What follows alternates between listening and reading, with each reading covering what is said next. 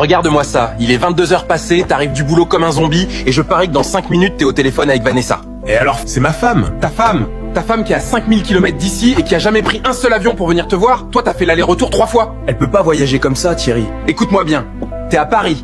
Paris!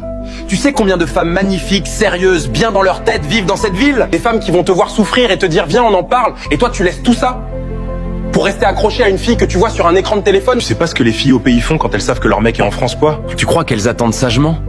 Certaines attendent juste le visa. Vanessa, c'est pas certaine. Je la connais depuis 4 ans. C'est exactement ce que je disais moi aussi. Il pensait rentrer chez lui, mais en réalité, il entrait dans une conversation qui allait tout changer. Il savait que son ami avait peut-être raison. Mais l'amour rend sourd.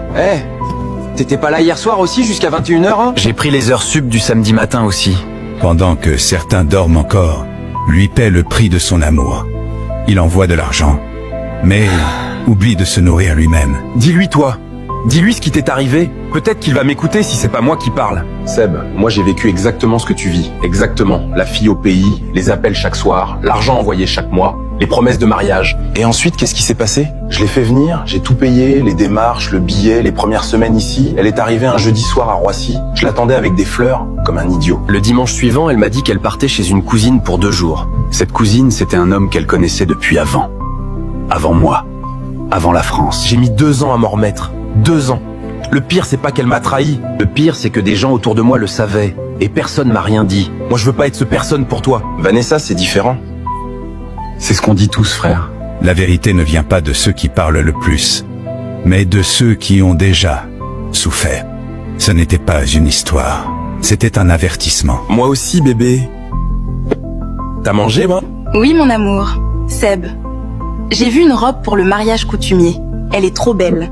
Elle coûte 45 000 francs. T'es trop bien, Seb. Vraiment. Je suis tellement chanceuse de t'avoir. À des milliers de kilomètres, elle avait toute son attention. Et lui, il donnait tout. Elle demandait et lui donnait. T'as pas l'air bien depuis quelques jours, ça va, Cap? Ça va. Tu crois que les gens peuvent aimer quelqu'un juste pour ce qu'il peut leur apporter? Genre pas du tout pour la personne elle-même? Oui, ça existe. Et c'est pas parce que t'es naïf que c'est ta faute. C'est parce que toi, t'aimes vraiment. Il n'en parlait presque jamais, mais ça se voyait. Il commençait à se poser la seule question qui fait peur. Le doute commence toujours par un détail, un message, un cœur. Et tout s'écroule doucement. Thierry, tu m'as parlé d'Hervé l'autre jour. Tu disais qu'il pouvait t'aider à vérifier certaines situations. Comment il procède exactement? Ok, frère.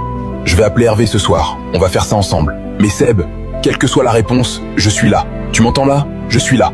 Vanessa. Et j'espère vraiment que j'ai tort. J'espère tellement que j'ai tort. Ce soir-là, il ne cherchait plus à croire. Il cherchait la vérité. Hervé, je veux que tu l'approches.